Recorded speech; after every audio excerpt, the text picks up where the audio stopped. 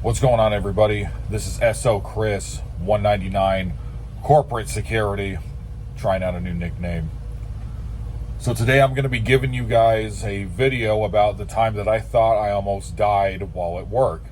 And this happened a couple of times, but I'm going to tell you a story that is something that has been burned onto my memory, which is, I believe, something that happened about 3 years ago. So with the levels of danger with security, there is, depending on the site and the area that you get put at, it's either nothing happens or you're dealing with something on a daily basis. And so with the next job I got is, for whatever reason, God aligned me to work at a job that is basically it's a mental asylum. So, or what's called nowadays as a behavioral hospital. As you can see in the thumbnail, but I can even tell you what the thumbnail I put there, that's not even allowed in the wards. So you see how it's like a bunk bed.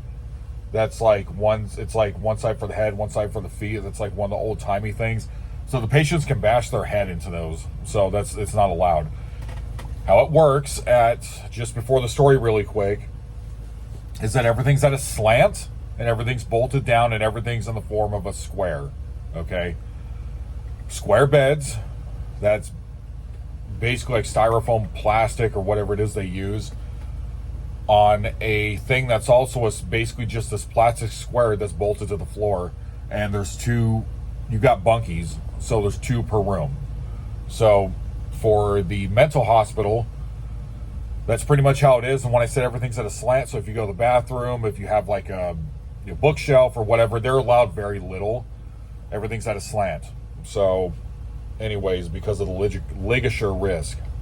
So after I left the job, when I worked at Central Security, I ended up working at a mental hospital.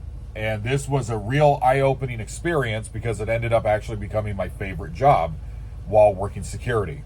And this was a year into being security, and I was never a security officer before. I was always a security guard or courtesy patrol.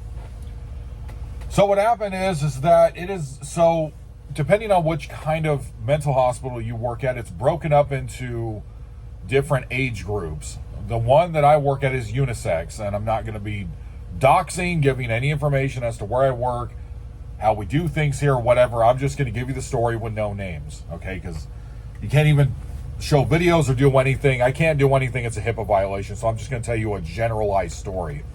So what happened was that we got called to a call that was in what is called the adolescent units, which is it's the teenage units. So for the teenagers, that is, for anybody who's ever worked in psych, that is where all the codes happen. All code grays and code silvers, code greens, code reds. I've been on, I don't know how many of them, but with these kind of security jobs, this is the, hands down, this is the most dangerous job I've ever had. So I've worked in another mental hospital, and I'm going to talk about that in a later video, but I want to tell you guys a story. So what happened was that me and my partner came in, and because of lack of guards, lack of, at the time, people not filling out applications to come in, and the people that did come in ended up leaving usually within probably the first week. So because of the level of danger, we usually get a lot of people that quit. It's a very high turnover rate. So especially in security, because for whatever the reason is that, I guess not whatever the reason, when it comes to a lot of the people that I've worked with in psych or hospital security, a lot of them actually had no experience. Just the same thing as myself. Oh, the only thing you did is you worked security at like a Home Depot or something like that. Oh, you worked security at you drove a car at a strip mall, kind of thing. No experience. I think the guy that I work with now was the only one that I started working with recently that actually has experience in hospital security. Not exactly psych though, at an ER. But this is not an ER, this is a mental hospital. So we got called, code gray. One of the females was flipping out. I don't remember what the reason was. I think she was just, a lot of the patients, they do what's called attention-seeking behavior. So they purposely, just because of stupid YouTube rules, they do things to themselves or to others to get attention, because that's the only way that they're going to be able to get attention is, it's called, like negative reinforcement. So we get called in, and the nurse, who was new at the time, is very frustrated because no one is grabbing the patient. Keep in mind, that's not our job. What we do is that we have to do what's called verbal de-escalation. We have to tell them and explain to them over and over again, which is something that's, to me, has been very frustrating. But we have to use that, but especially because we're not patient care, that's the tech's job and the nurse's job. We're not supposed to be doing that. So security, the security officers were called in as a last resort. But back when it was a different corporation, one that basically didn't care, they only wanted to make money. Very, very, very shady practices at this company I worked at a long time ago. So what happened was, how we were used in security was we were used as like the canine. The nurse would say, "I'm sick of you," at whoever the patient was, punching the walls, whatever. If they weren't doing something where they were actively attacking another staff member or attacking another patient or whatever, we technically weren't supposed to go hands-on. But back then we did. So what happened was that the nurse looked at me. Out of all 20 other staff members that were in the room, it was just me and my partner. I'm going to call him 120. So me and 120 walk in, and the girl is not exactly trying to escape, but she's just doing attention-seeking behavior. She's just yelling and screaming and whatnot, but there's not really a reason to go hands-on. So the nurse is angry and is yelling at me to grab the patient. And the nurse is yelling, "I'm sick of no one helping," and whatever, just going off on the whole staff. So what happens is that I just go by myself with no one assisting me. No one's helping. So what happens is that I try to go hands-on, but I'm really struggling to get this female patient, a teenager. I don't know if it escalated to the point where she was starting banging on one of the windows or trying to escape that way. I don't remember this was 3 years ago. I don't remember exactly what was going on. If she ran into a room and tried to push the window open or something, because it's called a code green. It's when the patient elopes. So I don't remember exactly what was happening, but I went hands-on and everyone was just watching me. This happens a lot in hospital security. Everybody panics. I'm talking about the staff. So I start trying to go hands-on, but I can't get a hold of her, and no one's helping me. What I don't see that's happening behind me is her friend, with these kids. Her friend, who was in a different room, sees that I'm trying to grab her and put her in the CPI hold. It wasn't CPI, back then it was Moab and safe clinch. Because back then we actually were trained in jiu-jitsu moves. So using the safe clinch, those techniques, I was trying to get her on the ground and then get her by the arm to make her stop moving. But how this works is 3 other people are supposed to jump on at the same time to immobilize the patient. So no one's helping, they're just watching, like I just said. And so what ends up happening is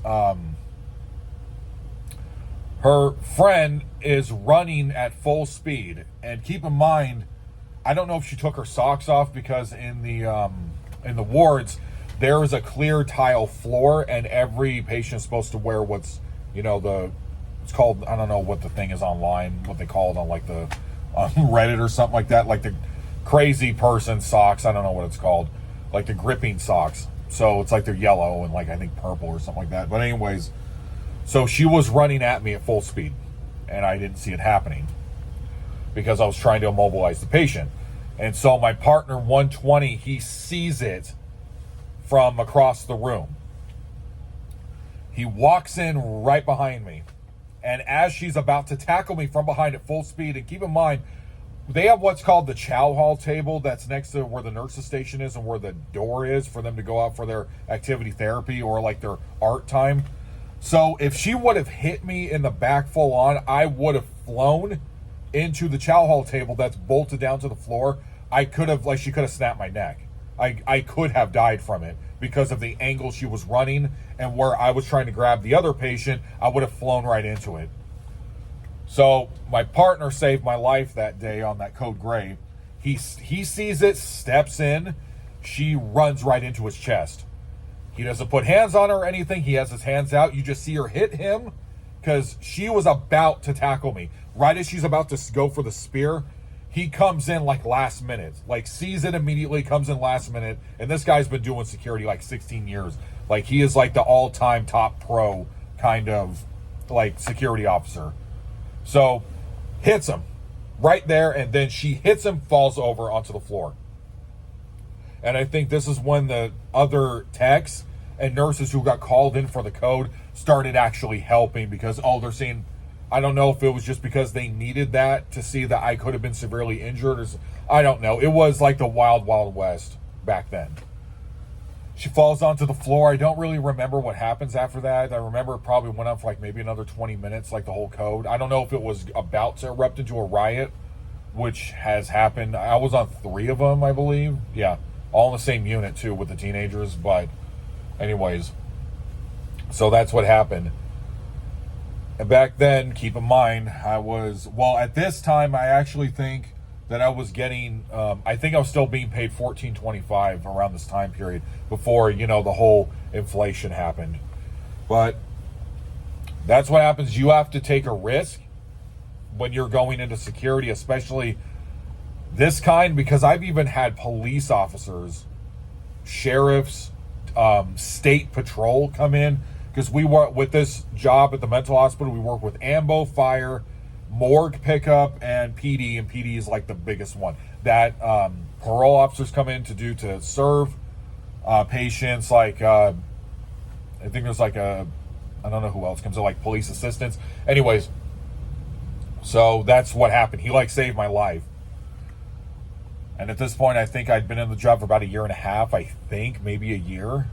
But yeah, what ended up happening is I ended up leaving because the inflation got so high, I ended up having to go to a different job, and I'll talk about that in next week's video.